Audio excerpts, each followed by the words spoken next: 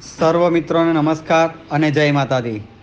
સર્વ મિત્રોને ખાસ જણાવવાનું કે એટલે કે ઓર્કેસ્ટ્રાવાળા ભાઈઓ, ડીજેવાળા ભાઈઓ, ડીજે સાથે સંકળાયેલા ભાઈઓ, ઓર્કેસ્ટ્રા સાથે જોડાયેલા તમામે તમામ કલાકારોને મારે એક ખાસ સૂચના આપવાની છે કે આજે તારીખ 24/11/2020ના રોજ સરકારશ્રીની નવી ગાઈડલાઈન આવી છે.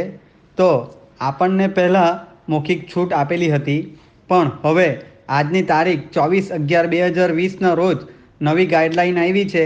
વર પક્ષ, કન્યા પક્ષ, ઓર્કેસ્ટ્રાવાળા કે ડીજેવાળા, મંડપવાળા, રસોઈયા ભાઈઓ બધા ભેગા મળીને 100 માણસો થઈને આ પ્રસંગ તમારો પૂર્ણ કરવાનો, કાયદાની નિયમમાં રહીને.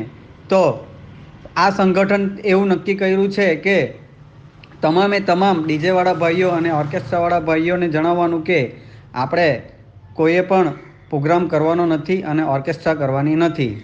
અગર ઓર્કેસ્ટ્રા જો કોઈ કરવું હોય, કોઈ ડીજે કરવું હોય તો તમામે તમામ જવાબદારી જે તે માલિકની રહેશે, જે તે ઓર્કેસ્ટ્રાના ભાઈના માલિકની રહેશે.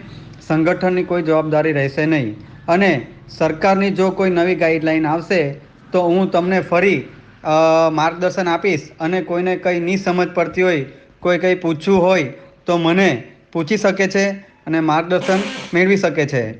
ફરી રિપીટ કરું કે આપણને મૌખિક છૂટ આપેલી હતી તે હવે નવા નિયમ પ્રમાણે છૂટ નથી. એટલે કોઈએ પણ ઓર્કેસ્ટ્રાના પ્રોગ્રામ કરવાના નથી કે ડીજેના પ્રોગ્રામ કરવાના નથી. અને કરશો તો તમામે તમામ જવાબદારી તમારી પોતાની રહેશે. ઓકે, જય માતાજી.